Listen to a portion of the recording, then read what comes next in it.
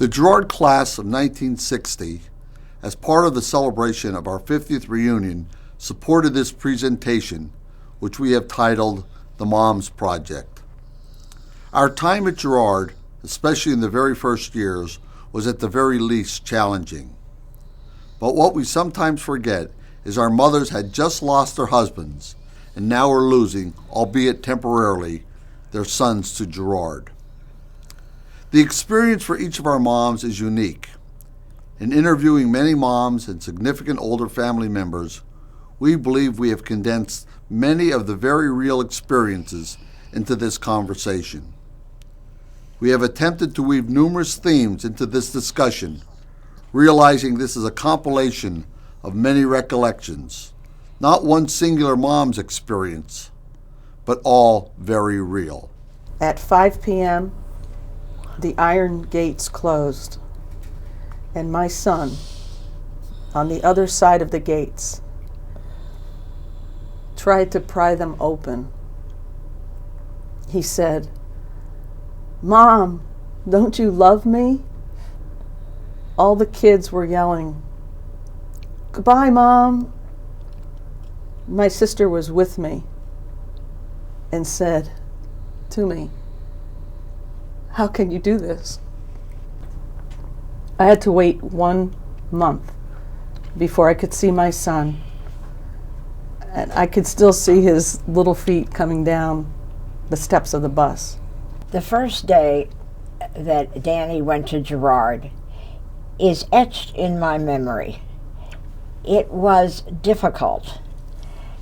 At the gate, when I left, he ran up to the gate, and of course he did not want to be separated from me. However, as time went on, he grew to love where he was. When I would take him back after a vacation, I would be ready to cry, but he was happy. My son Eddie, he was 7.5 when I sent him to Girard.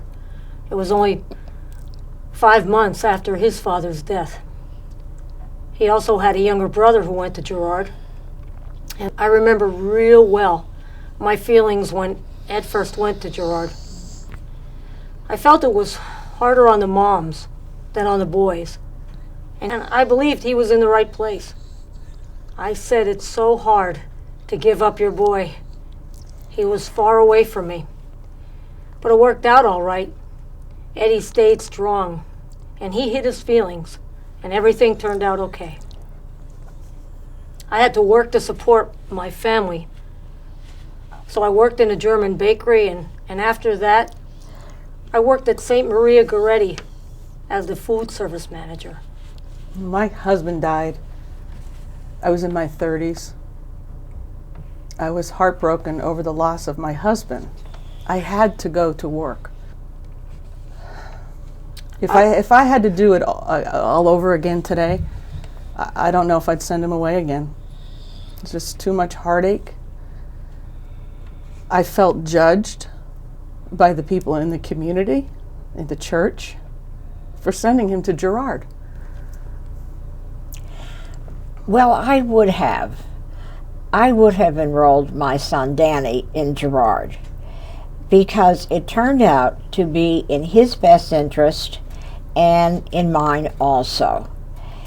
He was very proud of his academic achievement there, and after graduation, I realized how beneficial this was when he won a scholarship and entered the University of Pennsylvania.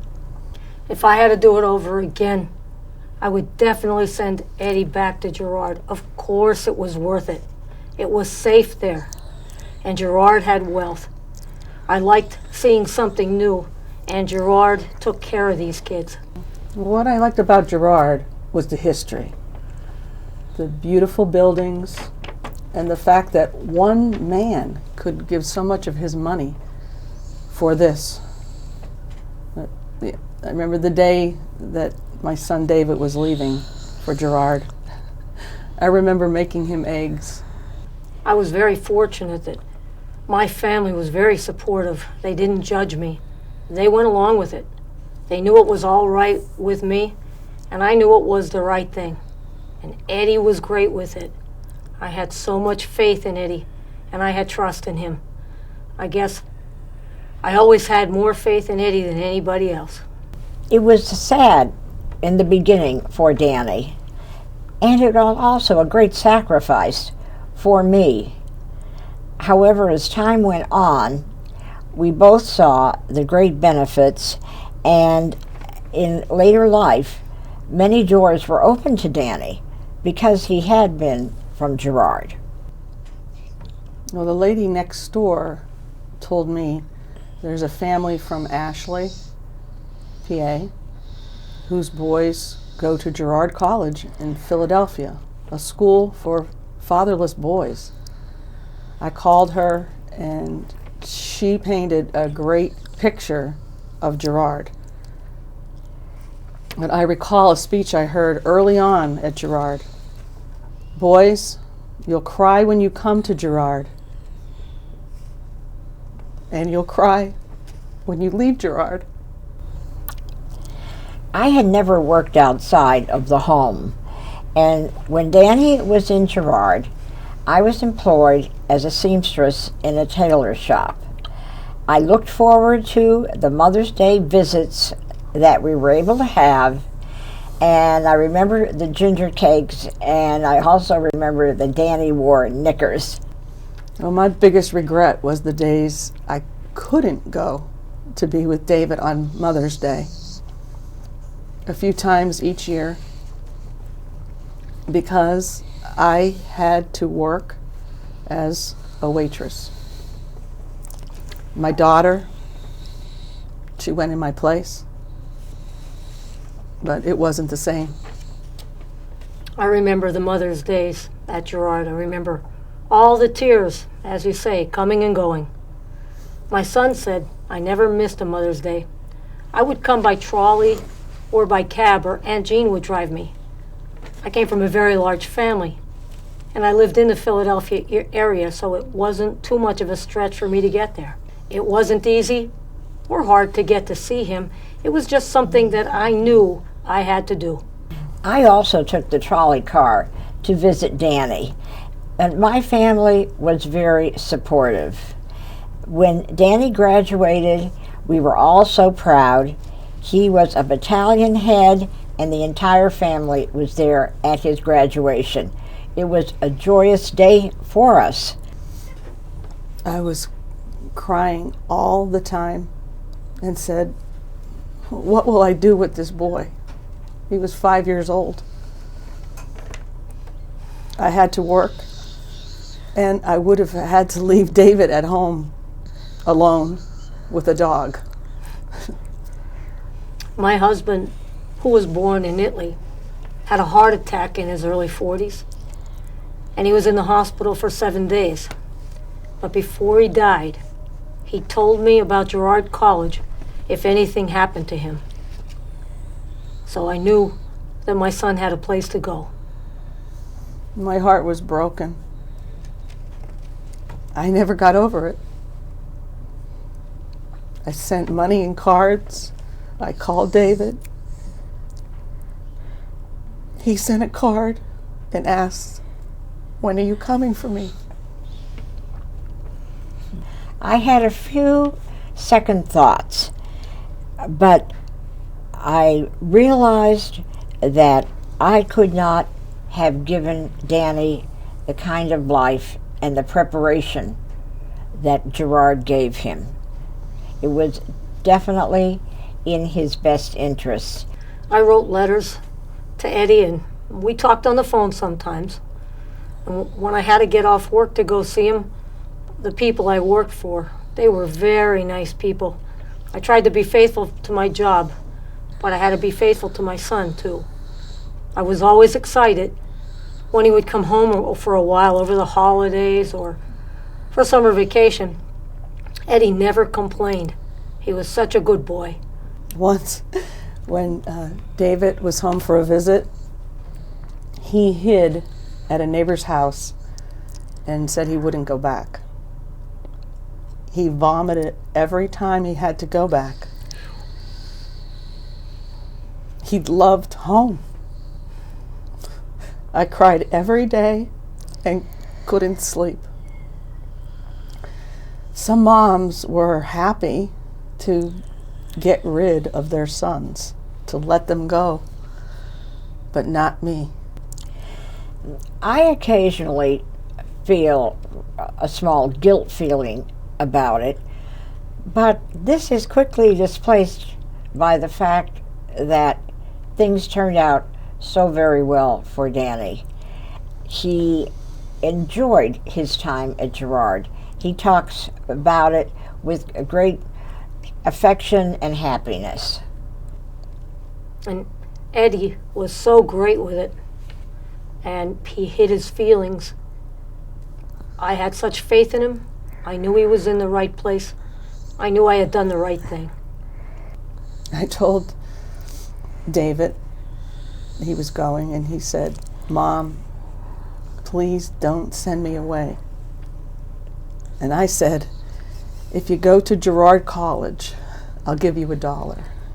I remember telling Danny that he didn't have to stay. If he did not like it, he could come out. And it was a trolley car away from his home. He found the first month or 6 weeks very difficult because we did not have any contact. It was not allowed. And that, I think, was the hardest part for him and the hardest part for me. I think Girard is the type of experience that, even though it is difficult in the beginning, and there are tears and there are apprehensions and maybe feelings of remorse that I didn't do the right thing or I didn't do what was the best, that is quickly displaced with me. And I knew my Eddie was safe, and I knew he was going to get a great education. And I could keep in touch with him, and I had such faith in him. I just knew everything was going to turn out okay, and it did. I felt that Danny needed a father figure, and he enjoyed especially having his uncle sort of play the dad role with him. He came home a happy child, and he went back to Girard feeling happy. After the first year, he was eager to return, and therefore it reinforced to me that I had made the correct decision. Well, as I said before, if I had to do it all over again today, I don't know if I would send him away. Too much heartache. And I know that if I had to do it again, I would send Eddie. Absolutely, I'd send him back. He got a great education, and it wasn't easy for anybody, but he did well, and we got through it, and everything turned out okay. Definitively, I would do it again because it was the right fit for him. And he has great affection for Girard. As I said, he's active in Girard events, and he has a very happy and good, satisfying memory of his years there. This is Linda Adams, wife of Richard Adams, one of your 1960 Girard College classmates. As a result of numerous interactions with so many of you, I was very moved and impressed with your life stories that I suggested this Moms Project. Thank you for such a great opportunity.